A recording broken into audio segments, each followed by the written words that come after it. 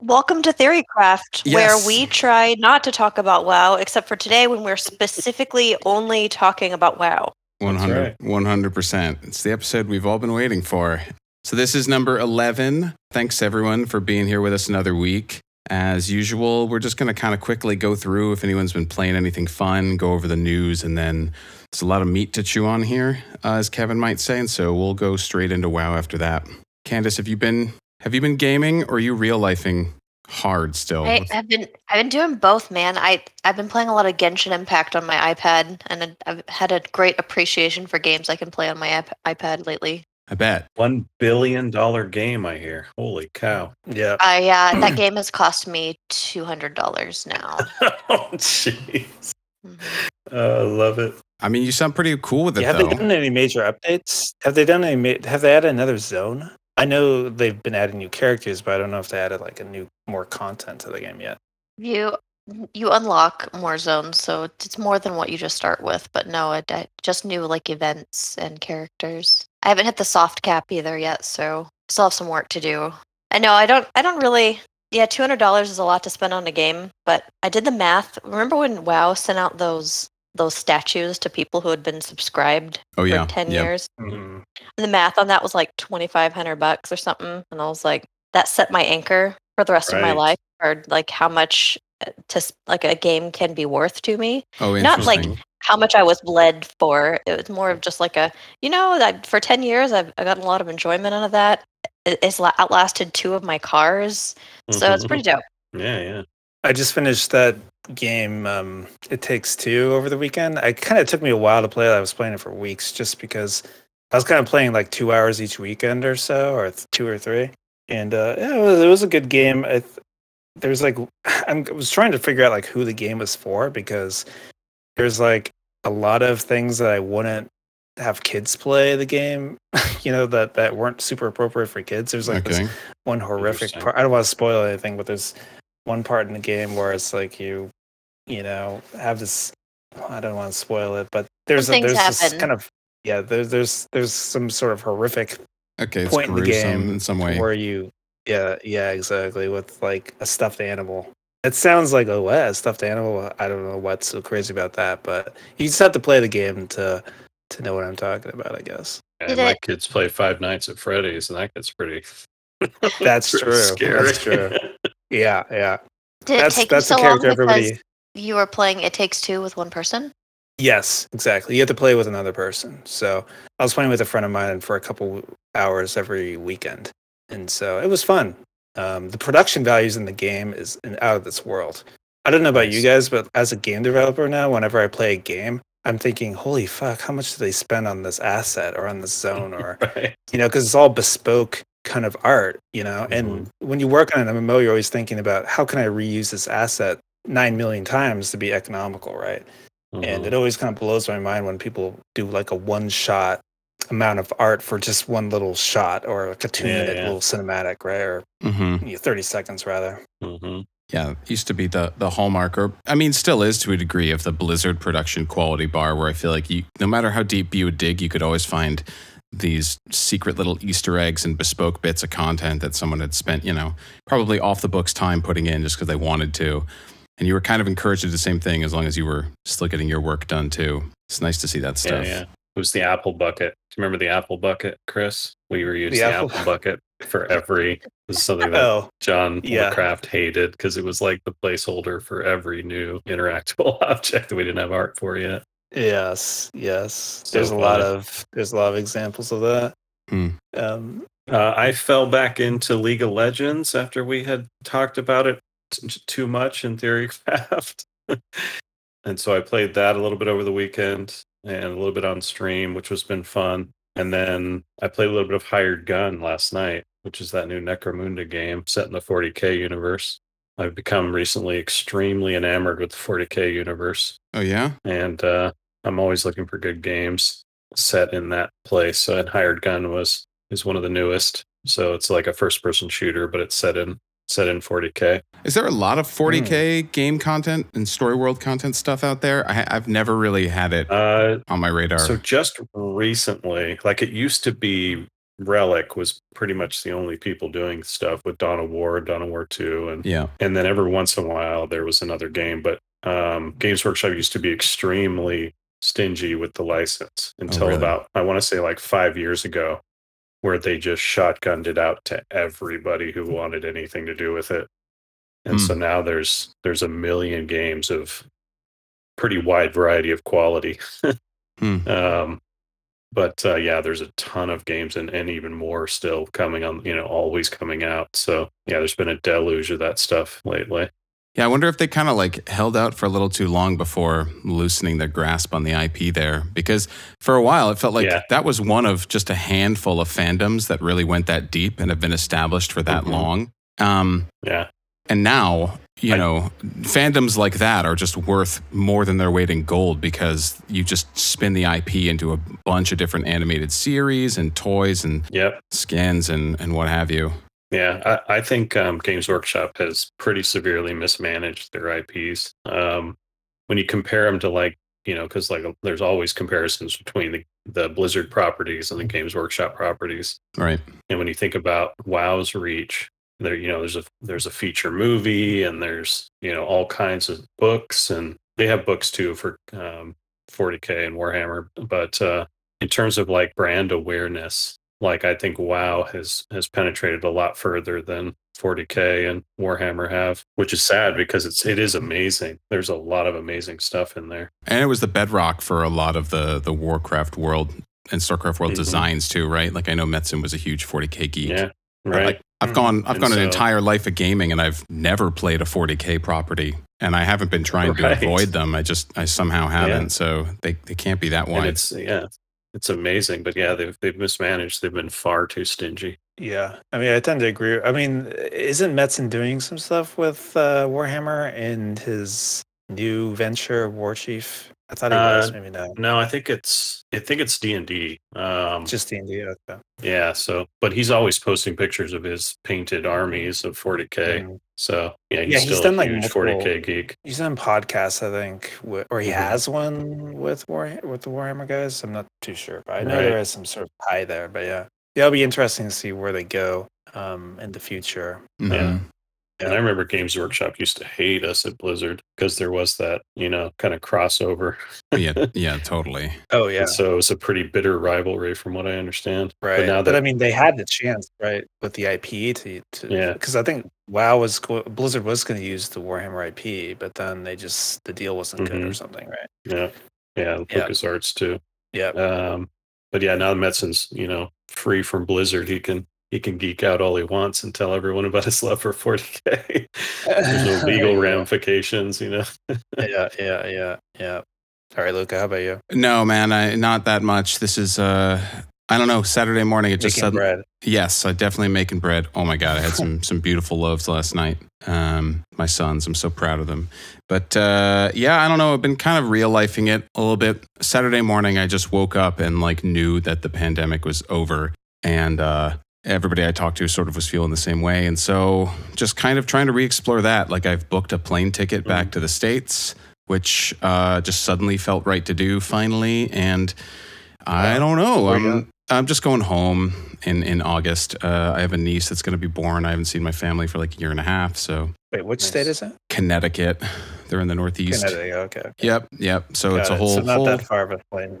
No, it totally is. I mean, it's 6 hours plus a time difference. So... I'm really not looking forward. Yeah, it's cool. Anyways, I'm actually more hoping that more people that have been wanting to get out over the pandemic come to visit me, because I really just don't miss airports and airplanes, as exciting as it is to move.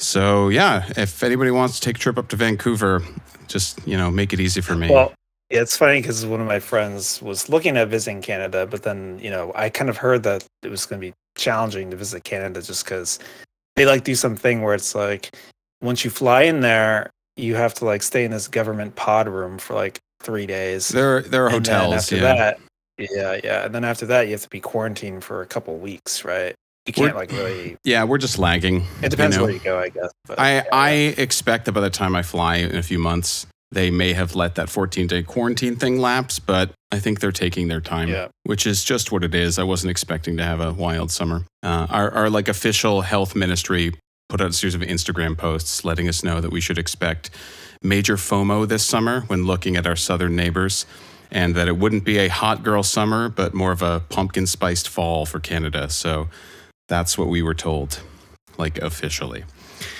And got it. Other than that, I don't know. Just like dinking through Mass Effect, which at the rate I play when it's nice weather out will take me probably another 2 years. Because you just want to steep in it. Like, I want to listen to every dialogue option and read every codex. And it's just, God, I forgot how good all the voice design in that game is. Holy crap. It's just like, for when that game came out, it's mind blowing. There's so much more detail in them that I'm hearing now. I feel like this time around too. I don't know what they did, if they up-resed any sound assets at all, or how they sort of even would have. But we'll keep going. We'll see what happens. News-wise, Chris, like you left a little tidbit last week that I don't think we really hit on. You were you were saying that there was going to be some really fire announcements from behind the scenes of the Game Awards this year. Like, are you able to say anything, or what's cooking with that? Are you just kind of stirring the pot? Like, what do you suspect? I mean, I don't know all the details, but there is supposed to be a lot of like really good announcements. Like this whole summer season there's like the Game Awards, and there's E3, and then there's some summer game sort of I forget what it is, some other event. But there's a lot of things coming out, and then there's the whole kind of Switch Pro that's supposed to come out, be announced soon, but within days apparently. So that'll be interesting. I tweeted out. Go ahead, I guess. Oh, I've been waiting for a new Switch since like 2017. I swear to God, like every time I break up with a significant other, he takes my Switch. So I'm now Switchless again. Yeah. I tweeted out, I hope this one's called Super Nintendo Switch. That'd be so great. Haven't Switches of all shapes and sizes been pretty much impossible to find for the last like 2 years? Like, I feel like even before the pandemic, they were thin on the ground. I have such a hard time getting hype about new tech announcements right now, because it's just like, it's so easy to be doomer, you know? You can't have it. Yeah, you see a press release about, the 3080 Ti is launching, and just all the top comments are just, astroturfing it. Just like, oh, too bad they're vaporware, too bad they're going to miners. It's like just a drag. I can't wait to sit in another queue line and not get the console. And I need more disappointments in my life. Well, let's just hop right into it then. WoW Classic, The Burning Crusade, launched yesterday, and I haven't jumped into it, but I spent a whole bunch of time watching people stream it. And Chris, you were thinking this would be a good time to just sort of like take a peek at what happened over the last 2 years or so with Classic. Maybe we can just share some anecdotes, some sort of predictions on what it means for the industry, like continuing, personal takeaways that you all have, because, Kevin, obviously it's very dear to you. It must have been emotional to even see Classic come back at all. Yeah, very. And you've built a huge community around it. And, Chris and Candace, like it relaunched while you were both still at Blizzard. So you got to see the ripple that it had on the live dev team. And I don't know, who wants to go in first? Yeah, I mean, let me just kind of give some sort of some opening thoughts. Mm-hmm. Yeah, I think this could be a good topic because, typically we named the show the WoW Classic Postmortem. So for anyone who doesn't know, postmortem usually is a term in the game industry of like looking back at a project or something you worked on within the game or a whole game itself, and kind of analyzing how did it go, what kind of things can we learn from that game or from that launch or any of that. And so I think, it's a good time to talk about reflective WoW Classic, even though it's sort of kind of still going on a little bit. How did it go, and what were the kind of learnings there and whatnot. My thoughts are, I could talk a long time about this, but I think WoW Classic kind of reminded us what the magic of WoW originally was and what kind of the vision of the game originally was. People may be aware that, I left Blizzard last October, and kind of the reason why I left was because WoW Classic reminded me what the original vision of the game was, and I just kind of didn't really resonate with what the live game turned into anymore. And so a lot of those things have to do about the power of guilds and community in the game, leveling being challenging, and the world feeling like the biggest part of the game, like the main focus in the game, right? Like there's this value or principle or pillar called the world is the main character, and that's something you can really feel in WoW Classic, right? Which I think is sort of diminished in the modern game. And so there's that. And then I think that it's also interesting to talk about vanilla in 2004 and how that went versus WoW Classic and what the big differences are, right? Like I tweeted out, one big difference I think is really contentious is the effect of the economy. You know, in WoW, in vanilla, there were such things as like people having gold runs, like GDKP runs. You know, it was a thing. I used to do that in vanilla. My guild did. We hosted some. However, it wasn't as prevalent as it is in Classic. I feel like it kind of really became the main vehicle that people interacted with the game. And I think it has real ramifications in how people feel about the game, how people value other people in it, right? And so I think, you know, what is our thoughts on that is what should they have done about that, if anything? So yeah, that's kind of my initial kind of thoughts and kind of, you know, a topic I think we could talk about, the economy. Before we launch into that, can you go into a little bit more depth on what a GDKP run is and how that like affects like the social environment of the game? Yeah, it's basically, and maybe Kevin has more thoughts on this, but it's essentially players go into a group and everyone puts in some gold, and items when they drop are kind of sold to the group, to the party, to the raid, or kind of auctioned off. And so it's all about kind of purchasing items, not really like rolling on them, which you would traditionally do. Most groups back in the day in vanilla were you go into a raid, everyone kills a boss, and people just roll for it, right? And then eventually the groups kind of changed to where there would be DKP dragon kill points that came from EverQuest, right? Where basically the more groups you came to each week, you would earn points and you could spend those on the item. And then it turned into, who cares about the DKP? It's more about selling the item in the run. And so even if you never earned any DKP, you could buy the item in the run. It's like a guest sort of thing. And so what this kind of really, how this impacts the community is, you know, it's all about gold. It's all about buying the items. It's less about caring about who, you know, the guild kind of loses its sort of luster because it's like, well, I can get any item I want in the game. I just have to grind either gold in the game or figure out some other nefarious way of getting gold and just buying the item. And so it kind of, it affects like the community and there's so many different ramifications. And then also you kind of think about the game in this kind of dystopian way where it's just like everything has a gold per minute or hour kind of value to it. Like if I run this dungeon with these people, well, I'm earning X gold per hour versus doing this other solo activity or whatever it is, right? And so you're constantly, which is also tied to a real monetary value that gold has in the game, especially in the live game where there's the token and whatnot. And so it just kind of becomes like, is that really what you want in the game? Everyone thinking about each activity and how much like what the what the dollar per hour. If this guy has really high eye level, well, he can help me make X money per hour or gold per hour versus somebody else. And it just wow, I fucking hate this. So but when you talk about GDKP, you're talking about a large guild will host like of a 40-man guild, a guild will host like 10 newbies and then make them auction off the loot to the guild? Or are you talking about a splitsies run? Maybe Kevin can clarify, but it doesn't necessarily have to be hosted by a guild. It could just be hosted by some random guy, right? And he just kind of manages, or she manages the guests that come to the raid and what the prices for the items are, etc. The important bit is just that people that have mastered the encounters are taking along people that can't find groups themselves to master the content, get the items the more natural way, and so they're selling them. So they're using gold to purchase the progression, essentially. And so the people who are hosting it, whether it's a guild or it's just a group of friends, they're the ones that are pocketing the money from the people who just want to buy the items. Yeah, or basically the way it works is everybody who doesn't get items is pocketing the money. So There's like a share that split. goes out. So it's split amongst all the people that don't take items. So you can jump in to these runs just to make money. Okay, so you are talking about a splitsies run, not like a boost run. Okay, just making sure. Yeah. Yeah.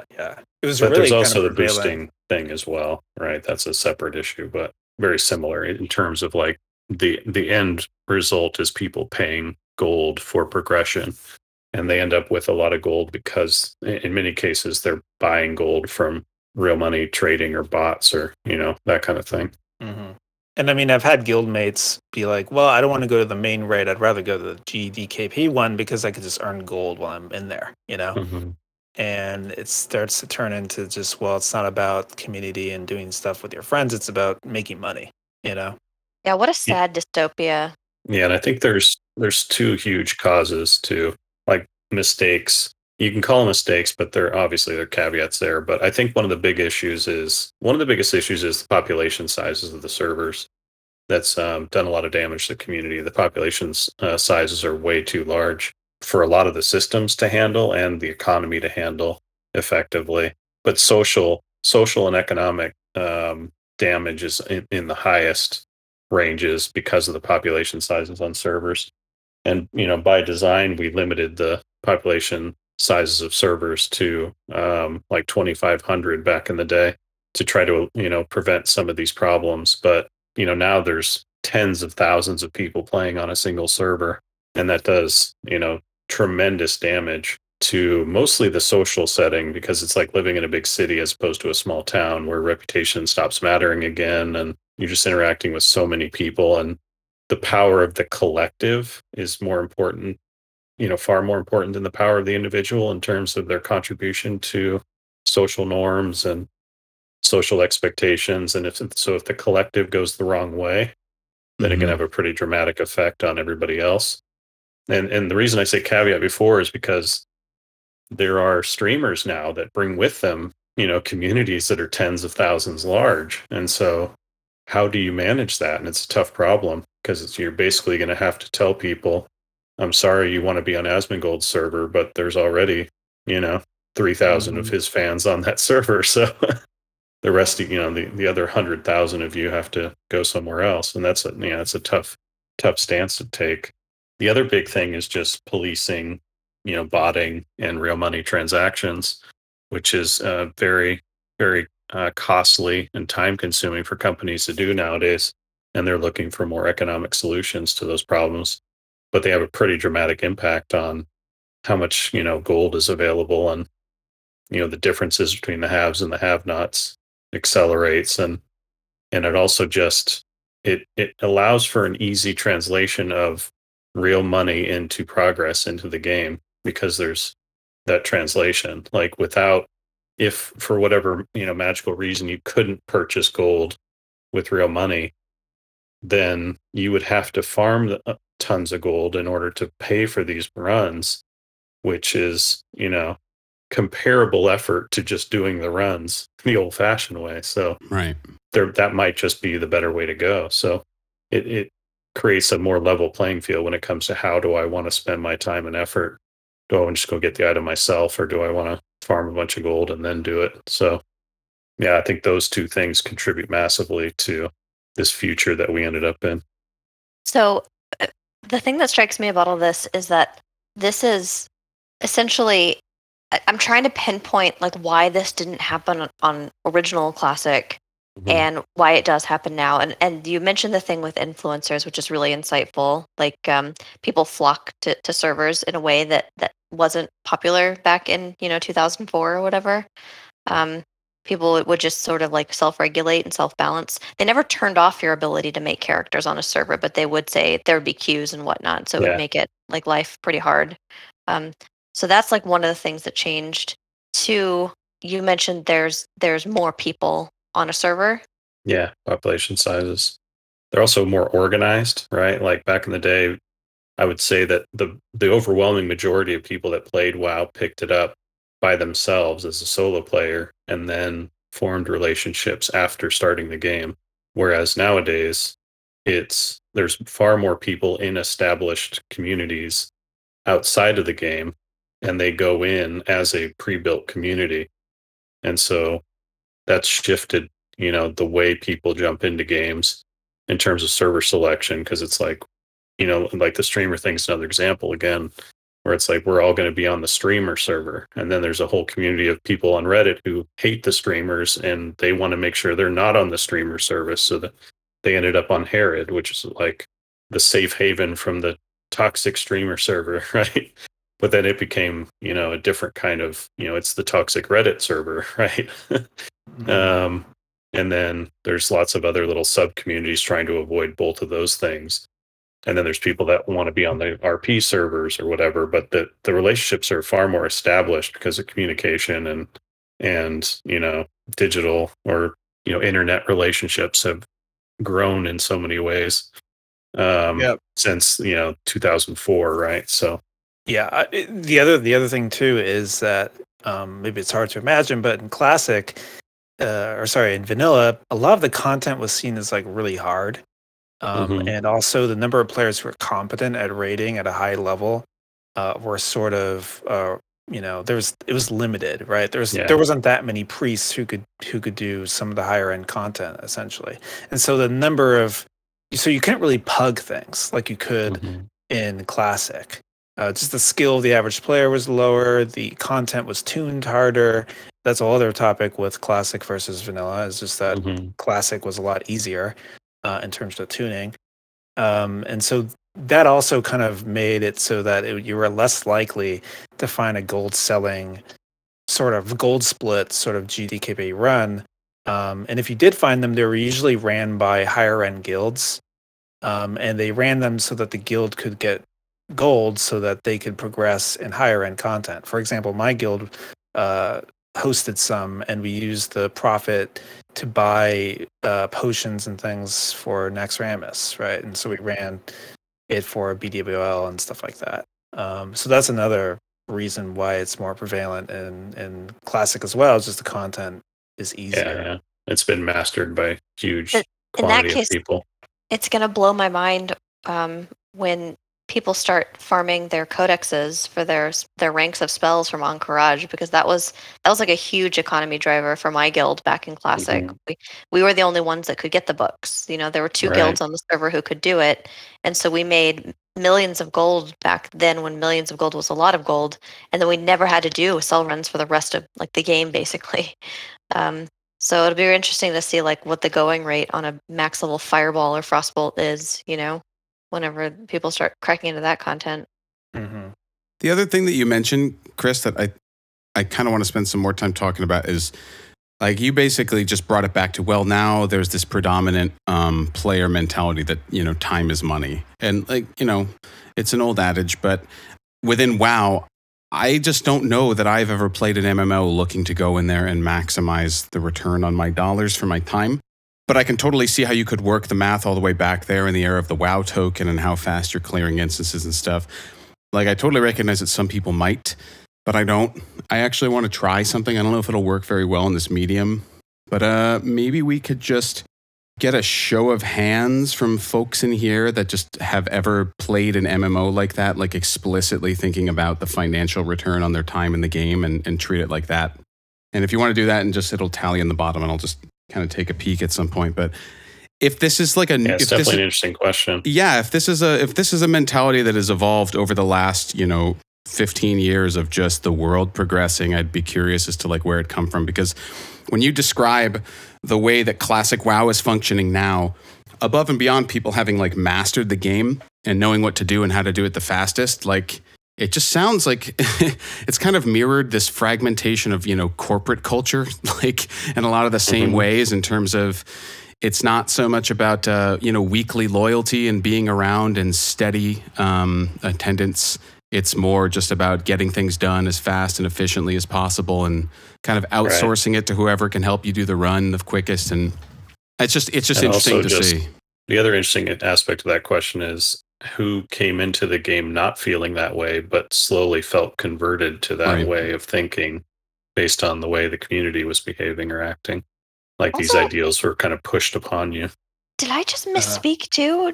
For some reason, I thought Encourage was BC. Encourage was vanilla, wasn't it? Yeah, It's it was vanilla. vanilla, yeah. Mhm. Did that happen already? Did they Yeah, all already that's have? already Yes. happened. Yeah. Oh, Yeah. I'm the worst. I know. I One Yeah, started so thing now- working on the game during BC. I don't know why I didn't. yeah, that's fine. One thing that also You're a note boomer, is Candace. Welcome. Ugh. in the West, in the US and EU, you didn't really see a lot of gold selling runs, but you did in China. Like China was like the early adopters. Mhm. I always remember seeing all the analytics that basically Yeah. there was no sort of like guild group. It was all GD. It was all pugs essentially for rates, Mhm. right? It was all sort of gold pug rates, and it was always kind of weird. So it's like a cultural thing too, and I think the culture sort of changed a bit in the West and with the US and EU with the sensibilities with this sort of thing also. But I have to yeah, imagine. and I think it's interesting. So, the other interesting thing to think about too is that in the future, I've had other game directors and stuff, tell me that they're like, yeah, I mean, the future is all about real money being tied to the currency in the game. You just have to embrace it. There's going to be NFTs and crypto. You're going to hover over the tooltip. It's going to say it's real money value on it, and you could check a graph Yes. like your AMC stock to see, how high or low this item is this week or next week, etc. People are going to sit on items, yada yada yada. That is the future, and you have to embrace it. Mhm. And I'm very skeptical of that, but it makes sense because if you look at the trends and trajectory, that's kind of where we're moving towards, right? Mhm. And like you said, Kevin, it becomes really expensive and really time consuming for studios to police Right. this. To not you run your game like that, yeah. Yeah. Look at Tarkov, right? Tarkov is there's talks of removing the auction house because it's just become such a burden. Right. Um, If I may continue to be a boomer or a geriatric millennial, whichever the term is for someone who was born in 1985, can someone please explain to me? So your position is that the game is not as good anymore because people don't have a meaningful social connection. And the evidence of the not having a meaningful social connection is that money is being exchanged and people are pugging?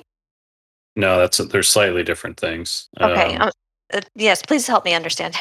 The connection of the game isn't good anymore is because in my view, it's compromised by the fact that you can use real money to gain progress. I think the integrity of the game is at its best when we can leave, how much money we have outside the game as players, and the playing field is basically determined by how much time and skill you put into it rather than how much money you bring to the table. Or how many friends you made, because I was never very good at the game, but I have an RTS. Thank you. Yeah, right. So friends is social skill is where I'd put that, right? Like, Yeah. if you're funny or charming or or yeah, charismatic, yeah. and that you can lead a guild, those are all skills that you can leverage to be successful in the game. Okay, so the underlying problem here is actually the gold selling, so you can pay more money in real life and get more progression in the game, and Right. that's okay. And then that is like Either this heaviness that's on directly- everybody now. It's like you Yeah. need to spend money. Okay, thank you. Right. And so that, like the social stuff is there, but it's kind of a separate issue. But yeah, I think that the key issue regarding money is just either the company sells it directly, the currency for money, or it's being done outside the game through real money transactions, usually through, Chinese bot farmers, and then sold to people that have money and don't want to spend time making it currency in game. So Okay, that makes perfect sense. I mean, a lot of this is. I think the reason why you haven't seen a lot of this done, where you're tying real money to items, is because of the memories of the Diablo 3's real money auction house and how that kind of really affected the game, right? And but it's I have this belief that there is going to be a game that will be mainstream that will kind of execute on what D3 was trying to do with the real money auction house, and at that point, how are players going to compare two games? One game where you can't sell an item for real money, and one that you can. Whether or not it's a better player experience where real money isn't tied to items in the game, a lot of players are going to be attracted to that game where you can sell items for real money because they can make real money out of it, right? Like you're throwing money away at that point by playing some other game where you can't make money out of it. Yeah, it's kind of interesting because in some ways the one where money heavily influences the game experience kind of self-corrects, because once you flood it with real money, then the value of everything earned in the game goes down, and therefore people don't care about it as much and then stop chasing after it. But in a game that doesn't allow it, sort of directly, and let's say people love the game for whatever reason, then that's what's going to establish value for the currency and for the accomplishments within the game. And then people are going to try to find ways to sell gold or buy gold so that they can get ahead of other people that are just playing the game sort of normally. So that's my hope, is that some of that will be self-correcting in terms of quality of the experience.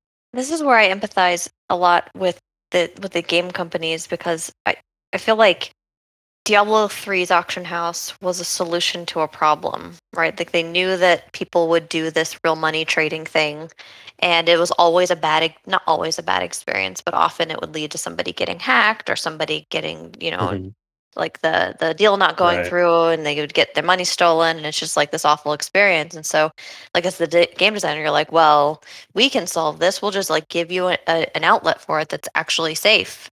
But actually, what they ended up doing was like giving people permission to participate in exchanging real money for stuff. Like before, like there was the notion that if you did this, you could get caught and you could get your banned, and then all of the money that you spend on your account is now forfeit.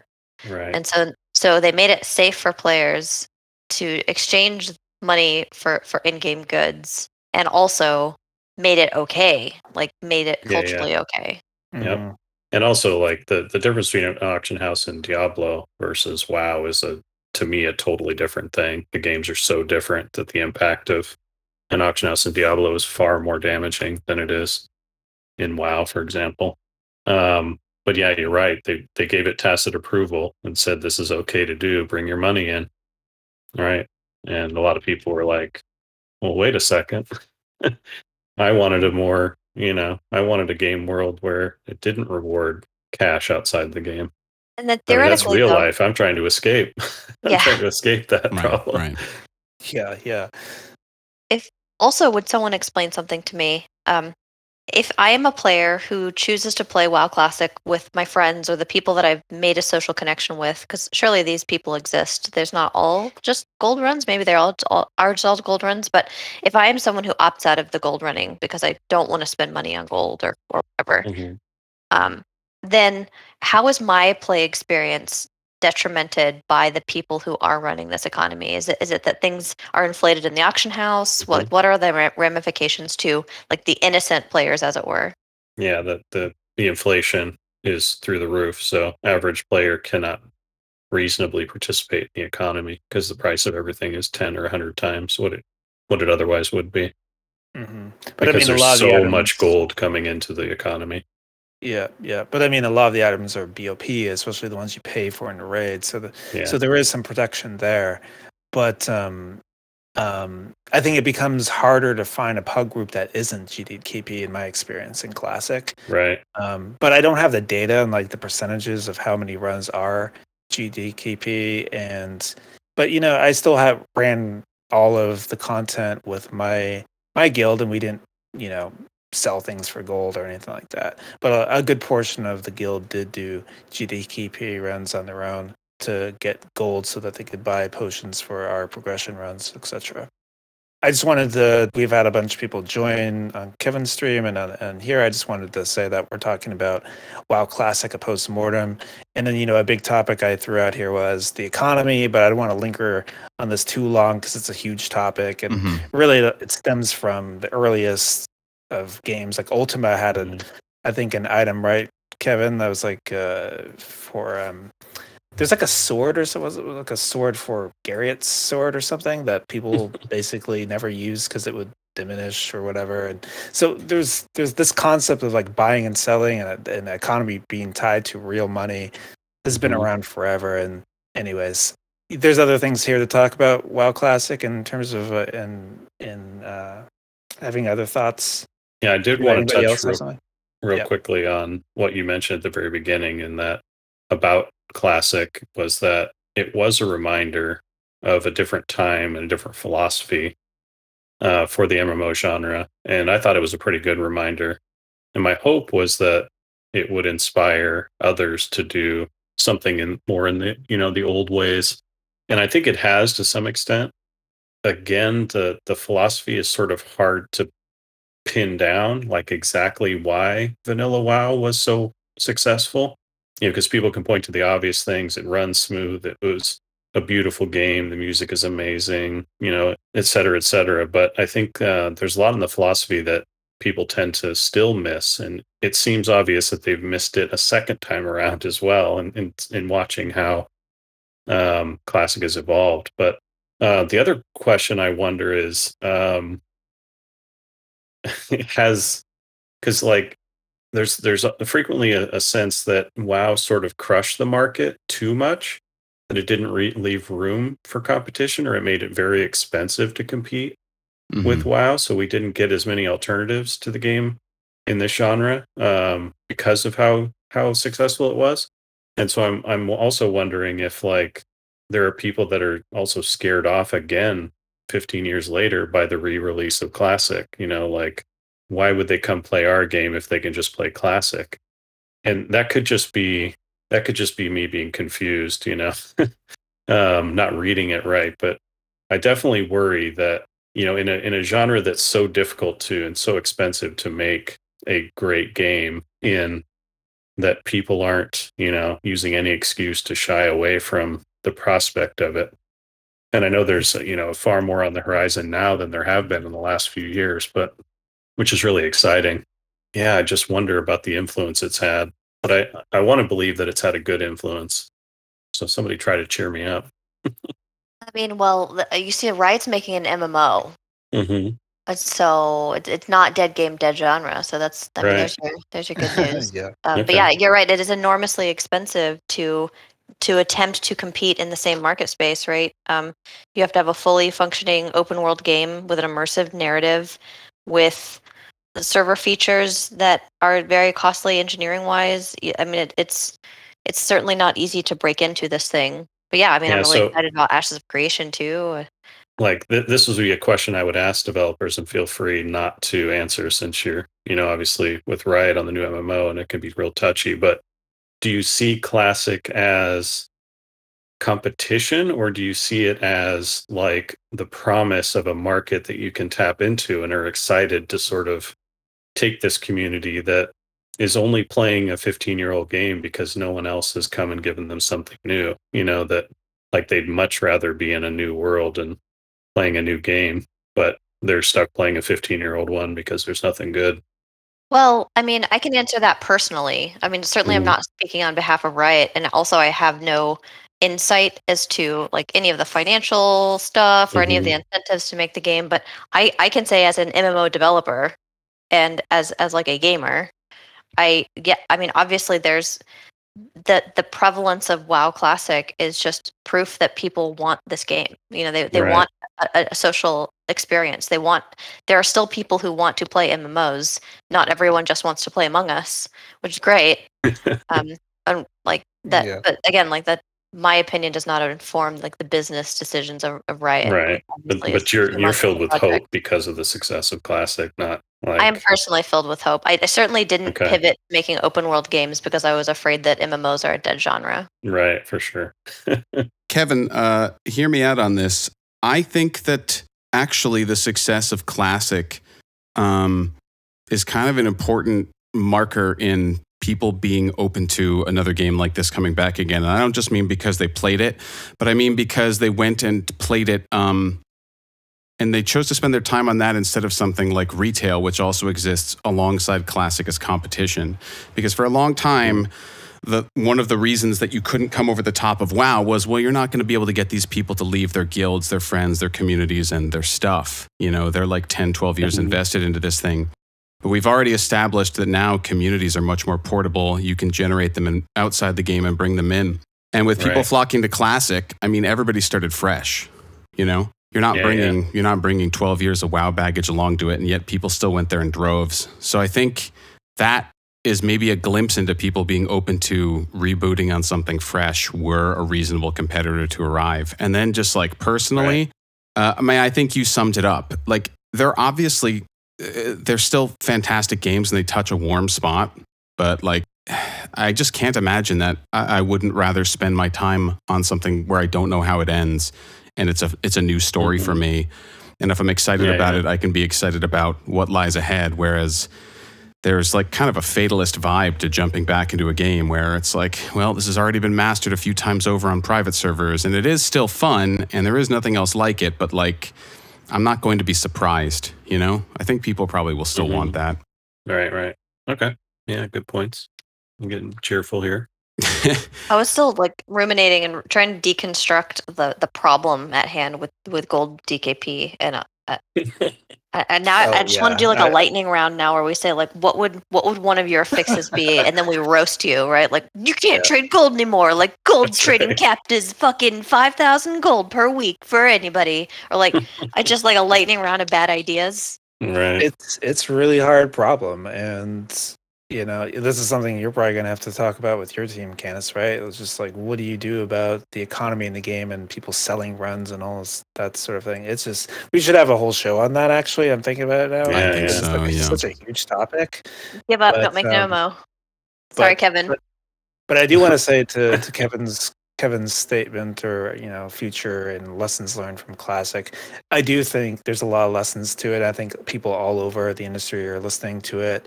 And it's not just WoW too. Like I've mentioned this before, but Classic RuneScape is making money again. It's they're making year over year they're increasing their profits and the amount of money and players and things like that. It's on Steam and people are subscribing to that game. You know, and why? What does old school RuneScape have that the current crop of games don't have? Well, you know, that's a big topic too, and a lot of the same things is just kind of the pillars of a virtual world and what makes them sticky and fun, right? Like, so I think you're going to see a lot of new MMOs and new games really kind of pay reverence to WoW Classic. And right, that'd be nice. Yeah, like even Valheim, right, has a lot of elements from WoW Classic. You know. You know, one thing we talk a lot about internally at Blizzard with level designers, or I did. And by the way, we open up the floor, so if anyone wants to add their thoughts or ask a question, go ahead and raise your hand. But one thing that I always thought was interesting about the world is just that if you look at kind of the modern game, or even other MMOs and things like that, is that the world level design in the world becomes very kind of complicated and kind of feels small, right? Like if you look at a lot of the zones in Classic or BC, you know, there's like 2 different trees in a space, right? There's not like 5, 6 different trees, or there's not a POI every like 10 seconds when you're riding on your mount. It's not as condensed. It's more open and has this sort of like different type of feel, right? That was something that was really noticeable to me from Breath of the Wild, is that there's so much like open space. So the Japanese have this word for negative space. It's called ma. And it's, you know, a lot of Asian and especially Japanese art has this concept, you know, where, you know, they'll hit like an instrument and then there's time in between where they'll hit the instrument again. And that time is like the negative space, the ma. And so having open space and making the world feel big invokes like such a unique feel and immersiveness to the game, right? Yeah. You know, one thing I always pick on the modern games, I'm running on my mount through Vashir or whatever it is, and I keep getting all these VOs from like the World Quest POI that tells me I have to kill this or that or whatever. And it breaks me out of the immersion of the world. And so in a lot of ways, the VO and all the increased production values kind of hurt the immersion of the game. So right. No, I talk about that a lot, how important the empty spaces are to the overall feel. You know, like if everything's super dense, it starts to feel like that buffet, you know, where like every space has a pie or a, you know, plate of roast beef or whatever, you know, like it's there to for you to gorge yourself rather than, this beautiful display of, pacing and right, like a meal as an experience rather than just stuffing your face so you can get back to whatever you were doing. Yeah, and it starts to become like, the experience of in a first-person shooter or something, walking into a room where it's nothing but waist-high cover before a cutscene is triggered, and you're like, okay. Right. Wonder what this is about. Yeah. I wanted to share saving, icon in the upper right. Yeah. One quick thing to lift your spirits too, Kevin. I had a friend stone cold ask me out of nowhere, this person who never played it originally the other day, if I wanted to play Ultima Online with them. So, oh, Jesus. Yeah. Like, I think the thirst is back. Yep. One way or another. That's right. Turns out that's what we were all thirsty for after all. Kamoy, do you want to share your thoughts on WoW Classic? Oh yeah, sure. Thanks for having me, guys. Great talk so far. I was kind of wondering, like, I want to get your guys' input on this, but how much of this shift towards the economy-driven game and like how much gold can I make, how much real money can I make, and all that stuff, how much is it a symptom of WoW itself, or how much is it a symptom of like the advance of games as a whole of the internet and people having access to more guides and more like gold farming opportunities and just Discord servers and all that stuff? Like, what do you guys think about it? Is it going to happen in every MMO that shows up, or is it more specific to WoW and WoW Classic and even retail nowadays too? Yeah, that's a great question. A couple things stand out to me. Is one, achievers is a type of player, and achievers tend to care about things like that more than others, more than explorers or socializers, or even killers. And so the things they're going to talk about, and these are the same people that are writing guides about excellence, right? Like, there's very few guides from socializers on how to be better socializers, right? And so most of the guides you'll see is, in that kind of achiever space. And so a lot of people will sort of gravitate to those and think, well, that's the proper way to play. And so I think the prevalence of YouTube and Twitch and things like that tend to take one way of playing and disproportionately showcase it. And that same group tends to care more about the progression metrics, whatever those are, how much bling you have, how many Thunder Furies you have, how much gold you have, how much money you make from gold farming, whatever it is. And then the other thing is, since the industry started making so much money rather than being just kind of this fun little art form, which started happening many, many decades ago, the industry has changed in some respect too, as sort of a commercial or venture. So making money has become more the point of it rather than it being a form of art.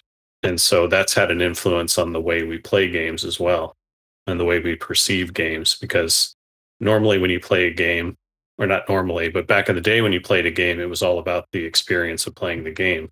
And nowadays you see the connection to real money much more frequently. They're interrupting the play experience to remind you there's things you can buy in the store. There's, you can make this problem go away by whipping out your wallet, And so the sort of fourth wall between the game experience and, the money component has become, sort of chopped down over the years. If I may do a quick follow-up, do you think Blizzard and like the other game companies, maybe even Riot, do you think they indirectly encourage that by adding microtransactions or maybe game modes that encourage people to be as efficient as possible and sell boosts and stuff, like maybe Mythic Plus that has a lot of this problem? You open the group fighter and half of it is groups selling boosts for even a small amount of money, bro. Over time that kind of adds up to a big influx of gold in the economy. Is that like something player driven or maybe influencer driven, as you said, or even like company driven? I want to defer to Chris on this one because he's, from the Blizzard standpoint, he's he's more recently been a part of that. But yeah, my guess is to say, I don't think the design teams themselves have that in mind as they're designing what they hope to be the best game out there. But there certainly could be influences outside of the design team that pushes for things like that. Yeah, sorry, I don't mean like does Blizzard want players to sell gold, but I mean in the sense like do companies tend to develop systems that indirectly encourage this type of min-maxing behavior? And like, is this the meta for engaging systems nowadays? I just think an MMO, especially one that has an economy, is sort of inherently, your players are going to min max inherently, right? It's part of the design essentially, and but I think really all the designers and devs working on the project all kind of have a goal of not, I don't think any of them are like, yes, it'd be so cool if someone just buys gold and just beats the game. Like, I just don't think that's how the intentions, but it's just sort of, what do you do when that happens, right? And today with a lot of modern games, you have to think about that whole, the economy and what could happen and all of that in the core game design when you're building it out. And you've seen games do this better than others, right? Like we gave D3 as an example of something that went completely wrong, where the designers had no intention for players to buy like an item on the auction house for 59 cents and be able to beat the game, easily, basically ruining their experience, right? So, and this is all things that the future crop of games, especially the ones that are ingraining NFTs and crypto and all of that into the game, they're going to have to, because we haven't seen a good example of these sort of games where it's about if you're buying items that actually have stats and can increase player power. A lot of it has been basically just collections, like essentially Pokemon, or whatever, card games. We haven't seen a good example yet of a game that has, unless someone knows of one, where you buy real items in the game that have progression and it actually works and it doesn't ruin the game. So, but I do think we're going to see one. And I think when we do see that game, it's going to cause a ripple effect to all the other games to really kind of have to adopt it, or you won't be able to compete, right? So can you explain, like, so it sounds like you're talking about the emergence of a game that'll actually thread the needle between, that'll have money as like a functioning part of real money as part of a functioning the economy of the game, but will not be considered pay to win. Is that kind of your definition of succeeds in that? Like progression and achievement and everything still feels authentic and preserved somehow, but money is also there on the side. Because it just occurs to me that like the main reason I think the reward loop got so shortcut in Diablo 3 with the real money auction house is really just because like you were paying real money to basically let yourself beat the game faster, right? You were just quickening the loop of like being able to grind mobs more quickly to then find loot to then resell. And so I think it's pretty easy to get existential about your time spent in Diablo 3 and just kind of drop out of the whole thing. It's like Kevin was saying, there's a fine line where when players start to feel like there's too much influence of real money on there and everything gets devalued, like, you'll just run from it as soon as it feels like there's no point staying in this world. That's, I think, this pallor that a lot of pay to win games get over them. So like, what do you think is like the sweet spot in between? Because there are plenty of games already, right? Like that just fully acknowledge the more money you spend, the more stats you're getting, the better the equipment that you're getting. And they do well, and presumably tons of people play them and acknowledge this, but are also kind of okay with it. I guess I don't know enough about them, but what are they not doing that you would want to see, something else do in this space, in the competitive space? Yeah, I think that there's a lot to unpack with what you just said. Yeah. But one of the things, the thing that I think, at least what I heard coming from Chris was, what you had said was, how can someone sell power without being seen as pay to win? And whether you're mastering that. And I don't think that's actually what Chris was saying, but what you have to do, what you have to unpack there, is when you said without the game being seen as pay to win, and like, what does it really mean for a game to be seen that way? And what are the ramifications of a game being pay to win? And so I think what Chris was saying was like, that eventually a game will probably come around that does pay to win well enough that it's not at the detriment of anyone else's social experience. Is that what you're trying to say, Chris? Oh, I'm just saying I think there will be a game where you can buy and trade items for real money in the game that have stats that can improve character power. So players would probably view it as pay to win. But and then I think there is a world where one of these games could the economy work out and the game is still fun and interesting and deep, and progression matters and things. Yeah, that's what I mean. Like pay to win, like factually means that you're paying for progression, but I think emotionally, what you were saying was that pay to win means I'm going to have a bad experience because someone else paid money, or like that's what we actually mean. Like when we spit the word pay to win. Sure, it's subjective, right? Really, in the East, or sorry, in China and Asia, etc., they don't really see paying to win as a bad thing. They think it's fun. They think it's part of the game, part of the experience. So they like that, right? In the West, people don't like it. And this is a whole other topic. Why is that? Why is the West and East have a different philosophy here? It's really complicated. It comes down to a lot of cultural things with the nation states, etc. But yeah, sorry. What was it? What was the question? And I think in the West, I think there are people that like it, and there's people that don't.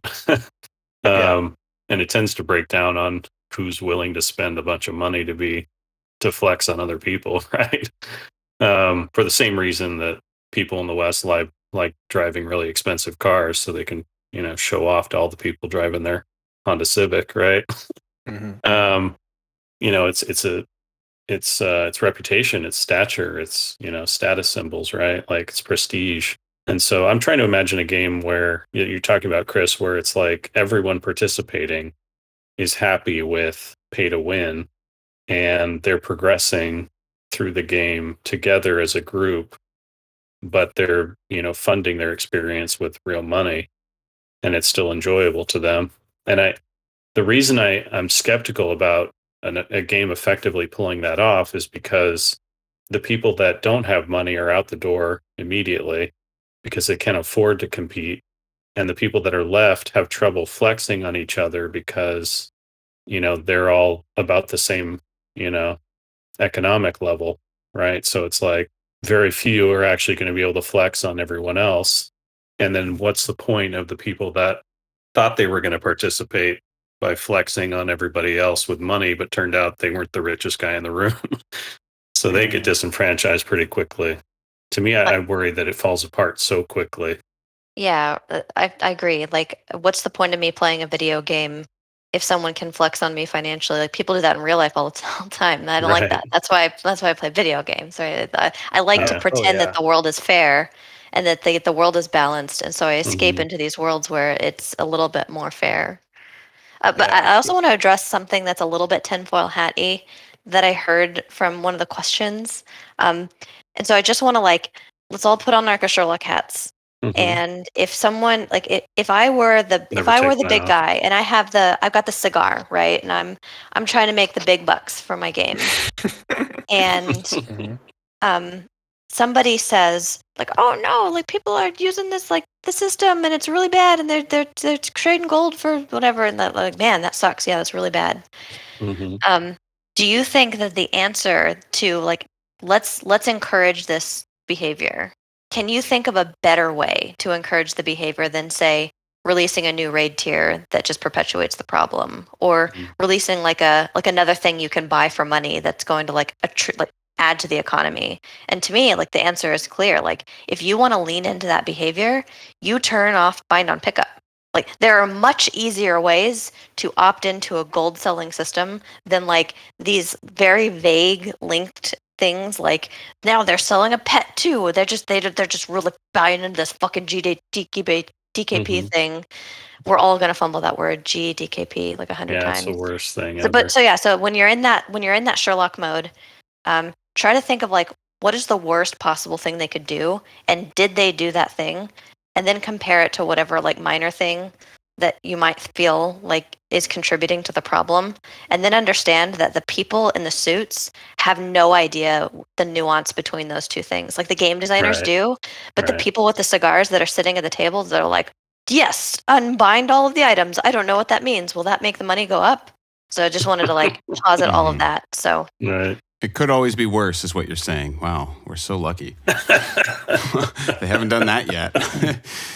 I think what Kansas is saying is, let's brainstorm the worst, most dystopian thing we'd all fucking hate. Yes, just being a boomer and this a doomer. This is the don't give them any ideas episode. section of the episode. Yeah, this is It's the don't give the execs credit for understanding nuance. That's true. Right. For sure. And they don't, right? They see a totally different thing than the game developers are actually working on and seeing and trying to create. So there's a disconnect there, right? And they also don't understand the value of, I think, how much growth your game can achieve by having integrity that doesn't sell it off, right?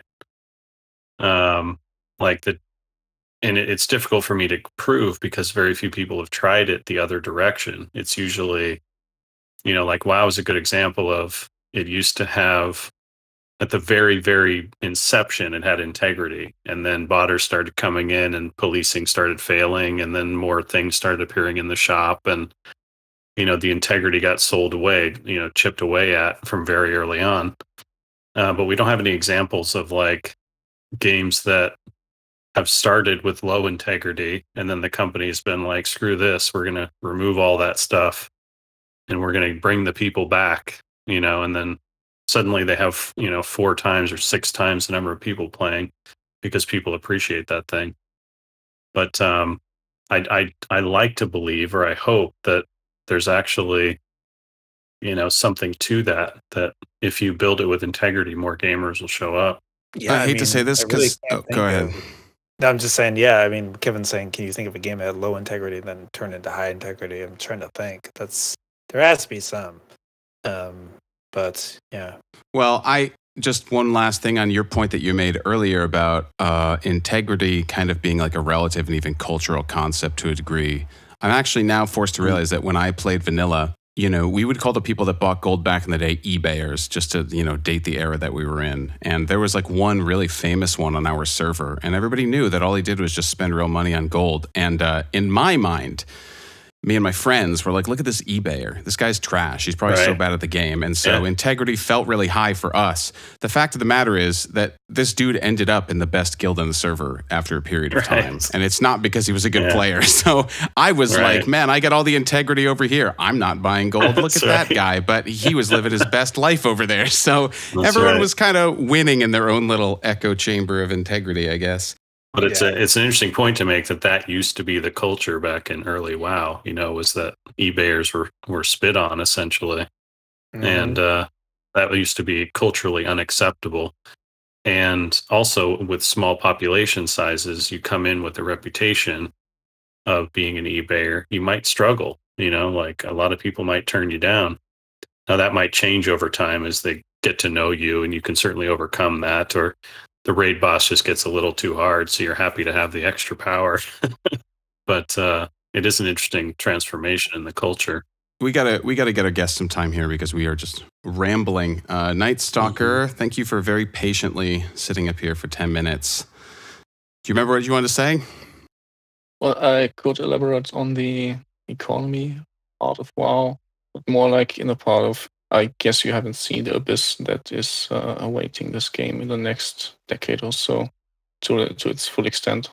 I mean, it's one thing if people just buy lots of things or services with gold, but the cross-server gold trading economy is by far the biggest thing that nobody has any real oversight by now. So, and that's one thing that everything also can't really regulate it. I mean, I've just gotten one link a year ago of a guy that has 11 billion gold that he can trade you on any kind of server or any major server on the European region. So, and that's probably just one of many. Yeah. Or people selling really simple achievements or mount unlocks. There's one like one hidden or secret mount from Legion that's like 30 minutes of flying around and just clicking on items, and they're selling it for 750,000 gold just to get ported around. Wow. So it's what do we call it? Lack of knowledge and just over convenience combined. Mm-hmm. But to get to a different topic, maybe it's not that important, but it's more like a difference between a classic and retail for the last couple of years, which became really apparent even during the beta of classic. Mm-hmm. And that's flight points between whatever place you have. I mean, when I go from Warhammer to Thunderbluff with flight, the flight path is really close to the ground, so you can always see some players running around. And if you do the same thing, not just on Retail on the Sun region or just anywhere on Retail right now, it seems like you couldn't fly high enough just to get far enough away from the ground, so nobody can see you in the skies, and you can't even see people on the ground. Was there some kind of decision for this to make it more cinematic, or? Wow, great question. Yeah, well, that's a good question.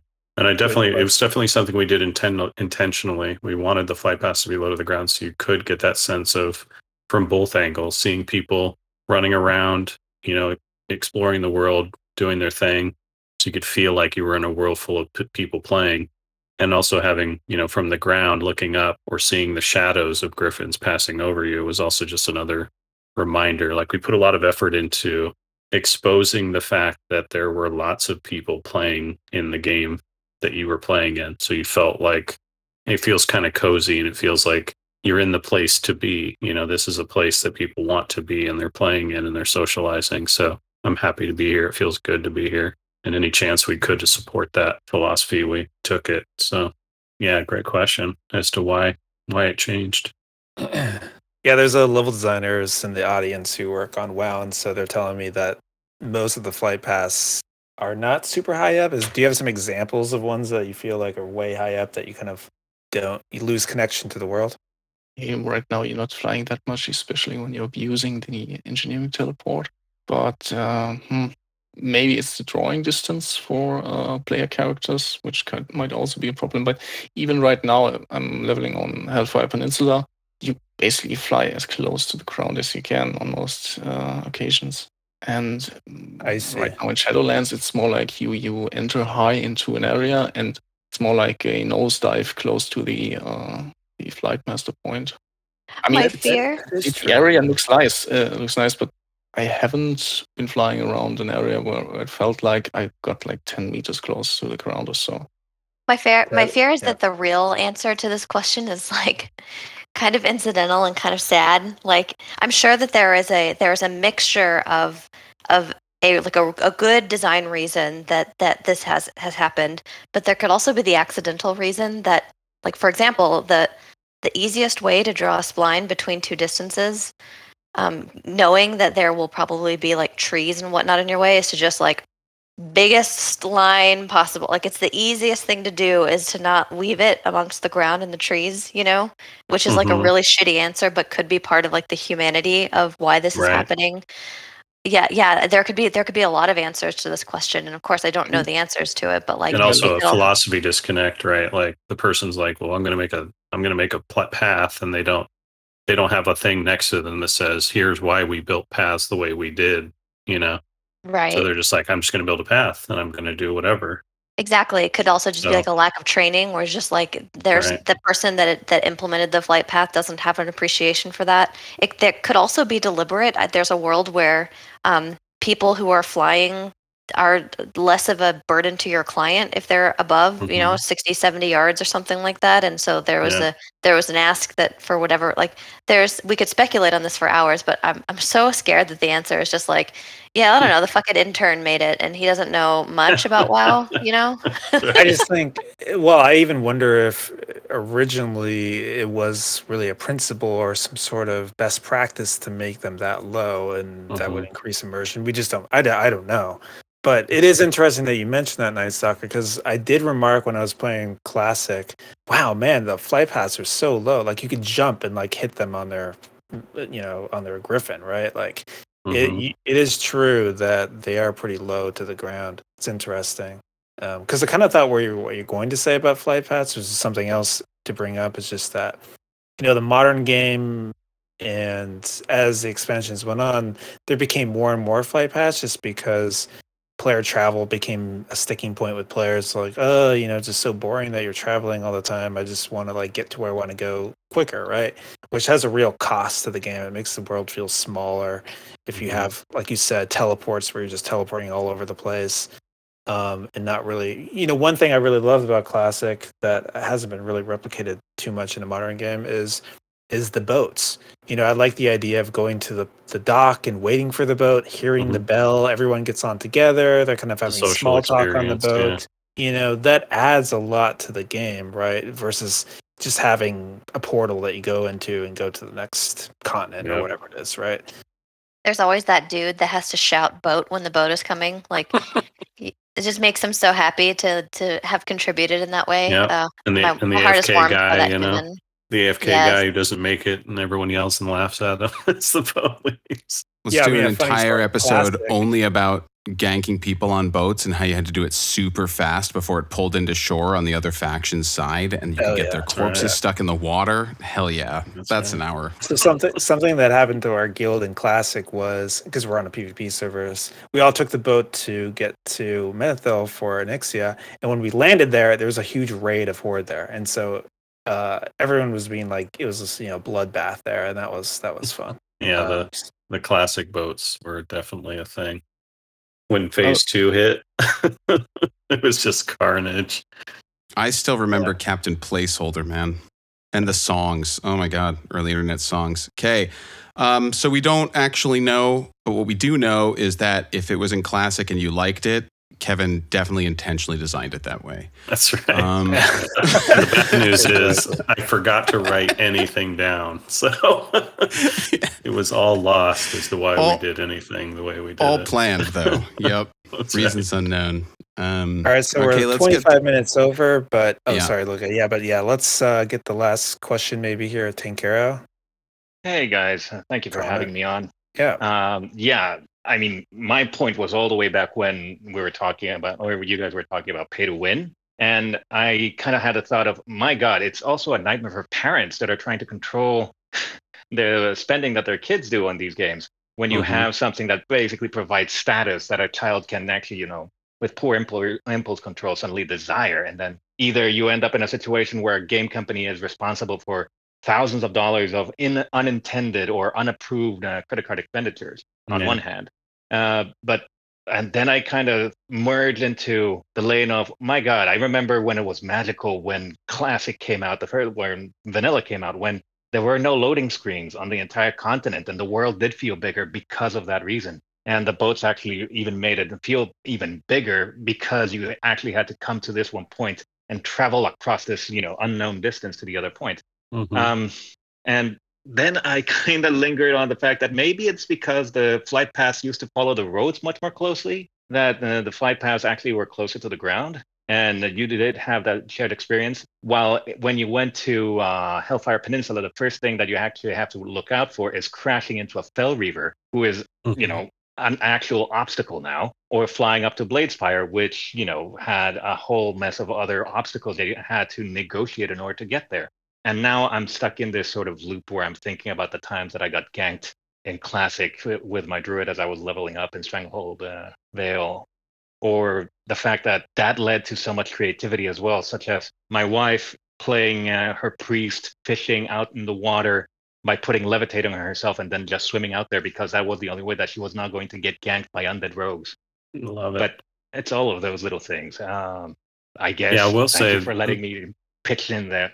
Yeah, the one comment I wanted to make is, about the kids purchasing things in games that give them status, and that includes social status, which is hugely important for kids. But the good news there is, parents are pulling their hair out, of course, but the good news there is that it's training them for the real world, that money actually does buy status. So, that's a life lesson they can carry with them. Base take from KJ. Going back to that point, it's also talking about games that were low integrity going to high integrity. They got legislated into that most of the time. If you think about the worst offenders, I can think of Lineage, for example, in South Korea. That game alone, I think, launched multiple laws into existence that are still in effect over there, and that kind of shaped the space that you have to operate in when it comes to monetization over there. But of course, it's like water. If you're low integrity already, it's just a matter of finding the lowest point of resistance and going that way. So I think that a lot of the laboratory sort of work for that sort of aggressive monetization happens there. And at the same time, a lot of the response that is the culture saying, hey, wait, this is too much, also happens there. So it's an interesting dynamic. And yet still on average, I think most people would agree that Korean games are far more likely to be pay to win than Western games. Absolutely. So that could be shifting, unfortunately. We need to do a whole episode on game economies and all this going forward. There's too much here.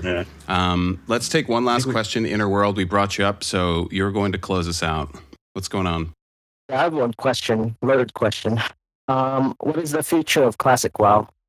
In general? Fuck. Yeah, it's a great one we should have touched on. But Last question. I think let's focus on the question of will they keep going after Wrath, which seems to be on a lot of people's minds today. Will there be a classic Kata? And I'll start with just saying I've heard a lot of people say that early Kata heroics were amazing. They were super fun. So there's definitely a population of people that would probably love to see that. But will they do Kata? And if they do Kata, will they do post-nerf Kata or will they do pre-nerf Kata? Yeah, you have to consider like a couple of things that are unknowable right now, like the crystal ball, right? Like one, how sustainable the game is, years from now. Like they do the Wrath of the Lich King, then like how many people could they potentially serve for this thing, which will be a big factor. Like if there's still a thriving community playing, then it would just be money on the table to not ship Cataclysm. And then also, again, with the negative space, like what message are you sending about Cataclysm if you don't ship it? Like in some way, shape, or form. And will you be able to deliver on the expectation where some people very much enjoyed pre-nerf Kata and some people very much enjoyed like post-nerf Kata? So there's just a lot to consider there. But I mean, I do think that not shipping it would be an indictment on the content, and it would also likely be just leaving money on the table. Yeah, I agree with both those points. I say gut take no, and that's not because. That's not the shade on Kata. I just feel like with the pace of change right now and the rapid evolution of Blizzard into where it's headed now, I think trying to predict what they'll do after Wrath, which is frankly a gimme, is like trying to figure out, will your retirement fund matter in 2055? It's just like impossible to know, to me, if they'll keep going with it, what the direction will be. And I don't think it has anything to do with the quality of Kata. I just feel like it's a bit too up in the air, and I would say no. But that's, I don't know, feelings. I think ultimately it's ultimately up to the players. I think they'll make the decision by polling the players, doing surveys, kind of gut checking. Is there really would players play it? And so I think it's, if players do want a classic Kata or whatever you want to call it, I would say voice your vote for it on forums, Twitter, wherever it matters. If they do send out a survey, express that. But I know, like you guys said, we just can't know for sure. Like we don't even know yet if they're going to do a Lich King. I would probably bet that they would, but we just don't know. But and in terms of like what is the future of Classic, what could they do? I mean, the new expansions definitely is something that is not improbable, but I've heard a lot of people always voice their vote for having, like someone in chat is saying BC 2.0 or Classic 2.0 or Classic Plus or more content in that era or whatever it is. I like the idea of that. I'm skeptical if they would do that. I really don't know if they would or not, but it isn't as easy to do as you would think. Like, you're designing, it's a whole different game with whole different pillars and principles and way content is designed. And, the question more is, can the current team working on the modern game make content in the spirit of Classic or whatever expansion you want them to make content in? And it's not as easy as it sounds, right? All right. Well, it seems like for every one that they reboot, we're getting a new catchy commercial jingle of that bard dancing around. So they can keep going for all I care. I enjoy that. They'll have to think of some Kata era memes to reference, though. I think it starts to get a little thin on the ground, but who knows? Okay, so it's 7:35 Pacific. Thanks everybody for sticking with us for a whole hour and a half. Kevin, just as an aside, I would still in my dreams, this episode was us just sitting here while you talked about like how it felt in your heart to re-experience Classic again after so many years away. So maybe you can just do a story time episode sometime. We'll do a Christmas special. But yes, this has been Theorycraft number 11, and we will see you next week and in the Discord all the time. Take care.